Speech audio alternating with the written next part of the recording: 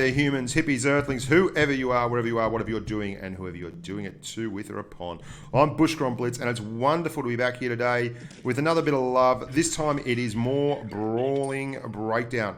Now, this was really, really well received first time out. So much so that I decided to do another one, which I said I would if everyone liked it, and everyone did appear to really love the thing. Now, before I go any further, this is a Patreon-sponsored post. If you've ever considered sponsoring the channel, it would be wonderful. It's obviously not, it's not compulsory, but it helps move the love along. We're going to have a look at three things today. We're going to have a look at brawling and quicker tanks, namely the 62A, the Object 140, and the RU251. Tanks that have quite a few positives for brawling and Circle of Deathing.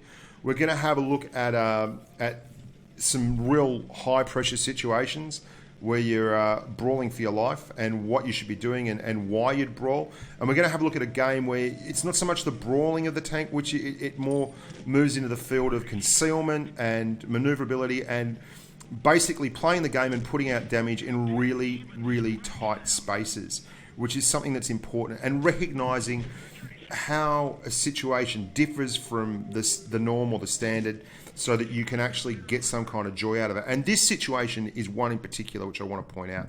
There's an E75 there. The cap is getting pushed. Someone's in cap, they're unspotted. There is multiple targets down the bottom between the cap and the rest of the team. My platoon mate, Josh, has told me you're going cap. You got cap, and I say affirmative, and we roll. There is a real art form that is more about the decision making and weighing up the risk versus reward. I could do multiple things with this E75 that's in front of me. I could side hug him, which would be very, very simple to do. I could basically, once I'm past his gun, always stay behind his gun at all times. Or I can do what I do here, which is just make an incredibly quick, fast run at him, get past the gun and never stop, and just more or less make him panic and screw up. Now, it gives him an opportunity to get a shot on me. Why I'm doing this is because I've looked, and there is a high likelihood that there are snipers in that spawn who can actually put damage into me if I stop. And then if they track me and then I've got two tanks on me, I've decided that the lesser of the two evils is to give the opportunity of the E75 to get one shot on me, which he misses, he bounces, and we move forward. There ends up being no snipers, but that's something that I thought of as I was going towards him. My biggest issue there was I didn't want to be stationary, so I decided not to actually just do the good old whatever, because I wanted to carry that speed through, reset the cap, and then kill whoever was in the cap without getting disabled and coming around that corner at a very slow rate where I can get hammered.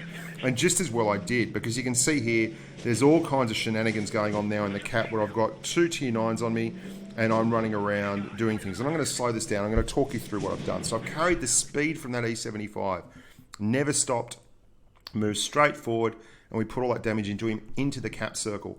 Now, there's two things that you really need to understand about when you're Circle of Deathing, why you're doing it. One is, it doesn't let them hit you, which is the obvious one. But the second one is, when it's a one-on-one situation, it can become a damage per minute statistical battle. And if you Circle of Death and fire on your reload at all times, you are maximizing your damage per minute. If you stop them from firing on their reload, you're minimizing their damage per minute. And the bigger the difference between those two numbers, the better off you are. Now, we've gone into the cap and immediately it was pretty obvious what we did. We've tracked the tortoise there once. He's repaired it, and we've moved straight on. And what we're going to do now is use the terrain. So there's all kinds of rubbish and junk in there. There's a rock, there's a hill. I'm going to go straight down the hill and continue my circle. The tortoise, we've hit him a bunch of times. The IS-8's hit us once. We're well past the guns again. They're too slow. We bounced this one on the tortoise, but it was a good shot, and then we keep moving. We don't stop. See how there's a repair thing there? My gun module is damaged. The tortoise hit my gun module when I face hugged him. I haven't repaired it, because if I repair that and I get tracked, then I've got nothing to repair and I'm a sitting duck. And you're going to see in the next instance, when we walk up to stock ST1, and I'm in the RU251, I do a particular thing here. My repairs are on a countdown, and there's an ST1, then that's Dave Risson. He's a subscriber, he's a great bloke, but I can see he's in a stock ST1 and I'm in an RU251, and the RU is just super quick. And I've waited till my repair kit has actually gone through, before I've engaged Dave, because the last thing I want to do is be fighting a stock ST1 and end up with absolutely no way of repairing a busted track, because this thing gets smashed module-wise. Watch, he hits me once and he disables multiple modules straight away. Now we're going to slow this down. I'm going to show you a couple of things. This is a much more traditional brawl in a very, very quick tank with no armor versus a very, very heavy tank with heavy armor. You have to do two things when you're brawling a tank with really heavy armor, like an IS-4, an ST-1, or a KV-4.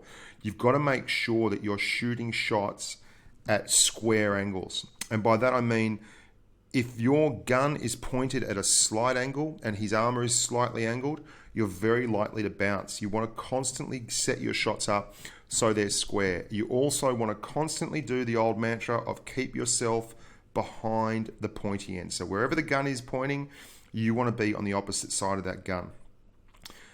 Now you'll see just how quick the RU-251 is. He gets down here and we duck up down under his gun into that side, very square. Now the ST1, as soon as you see it stock, you know that his maneuverability is going to be rubbish. His turret's not going to be that strong, and you want to get on the opposite side of that gun. You can see I'm waiting for a square angle on that gun. There it is. And then I'm going to move behind it again. There's not a lot he can do here.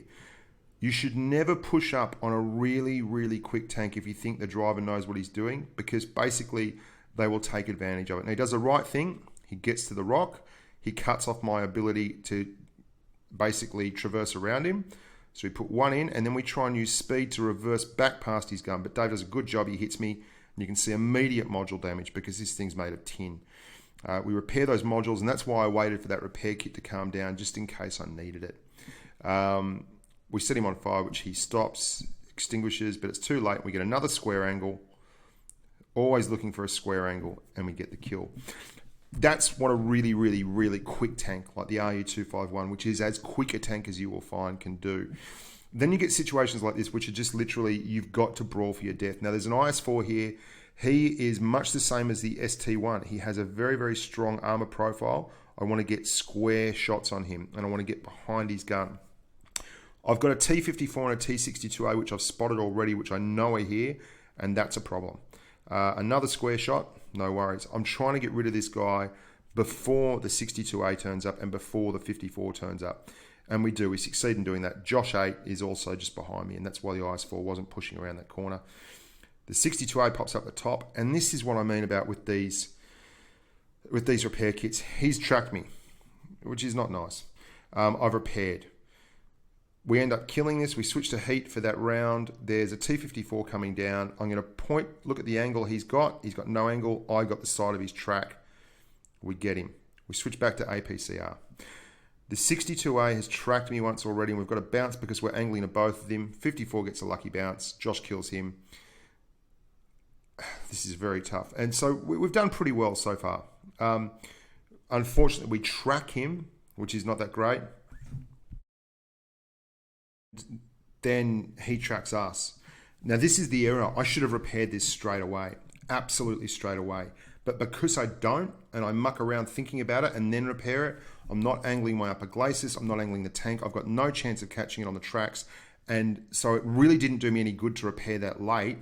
And he then tracks me again, and I got hit anyway. If I hadn't repaired that track, it would have repaired, and I'd have a repair kit now, and I wouldn't take this ammo rack damage, which loses me the brawl. Little situations like that are absolutely hilarious, and it's the random nature of the game. I'm making him miss, and I'm putting in shots every time just about, but for all that, really bad error on my part cost me a whole lot of love. Josh is there, and he's going to kill him anyway. I get another one into him as he turns. He kills me, and then Josh nuts him. So, all in all, a very satisfactory outcome. We did over 5,000 damage in this game, but that one right there, big, big issue and a big mistake on my part. We won, so, you know, it's a very easy mistake when it's a win. It's a lot worse when it results in like a last-second loss. So we've had a look at Circle of Deathing and when you should do it. Basically, when the tank's on their own is a lot safer.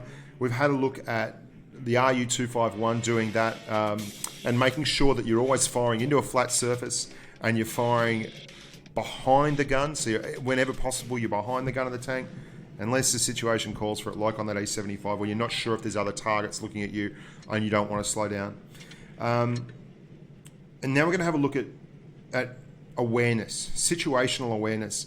Brawling isn't just about one-on-ones. Brawling is often when you're in a situation where there's 6 or 7 tanks within 100 meters of you or 50 meters of you, and you've got a very, very slim margin for error, and you've got to be actually watching your flanks at all times and making sure that you're covered from different tanks at different angles when you go for shots. And that'll come with experience, but the main thing is identify those threats early on, spot targets, and when you're going for a shot, remember where the other tanks are so that you don't get hit. Now, the big key on this one is there's a Jagdpanzer E100 on the other team who would love to put shots on a little T62A, which I'm driving at the moment. And I'm giving the team a bit of curry because they're all behind the cap. Trolling the cap on this map is superb. It forces the fight to this area here where tanks like the 62A and the 140 can do really well. But they've actually pushed up very quickly and come across in the flank, which is unexpected. So you'll see I've got a little area here. I'm going to get that shot in the IS-8, and then I'm going to reverse the tank around without exposing myself on my left, hit the 54, angle the upper glacis so that he gets a bounce, move out just a little, get the shot, and then turn back in on the left again so that Jagdpanzer E100 doesn't have a shot on me, and reset the whole affair. So we've had 3 shots there. We've really not exposed ourselves much at all, and we're now waiting for that Jagdpanzer E100 to fire. And then we're going to go, while he's reloading, and put 2 shots into him. So we're going to switch to heat, straight through the cheeks either side of the gun mantlet, and you can see again, then we're back into hiding.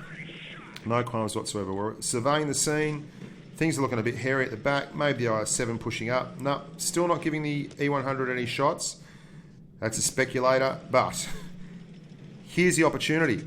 M103's pushed up. IS-7's pushed up. Whoa, hello, Dorothy. There's a Jagdpanzer E100 on his own. We'll give the IS-7 one for good measure as we go. Get past the E100, into his side. The M103 pushed up and is actually engaging Aegon at the moment. We're going to use the Jagdpanzer E100's body to not really give very good shots to my friend the IS-7 there.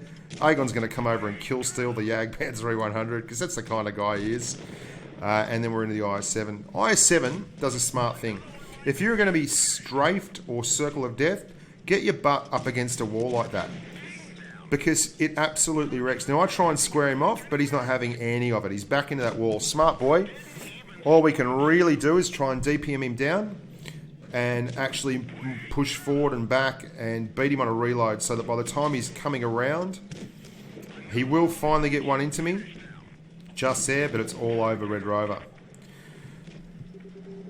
So minimising the opportunity for the enemy to hit you, maximising your opportunity to put shots into them, and learning to pick the times when it's safe to get out and jump in the pool and actually have a swim when the sharks are looking somewhere else. Because once you do that, you'll start realising why World of Tanks Blitz is amazingly fun to drive a medium in.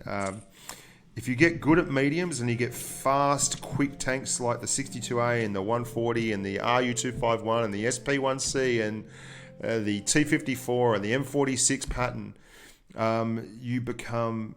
It's a whole nother level of fun, and it's something everyone should do.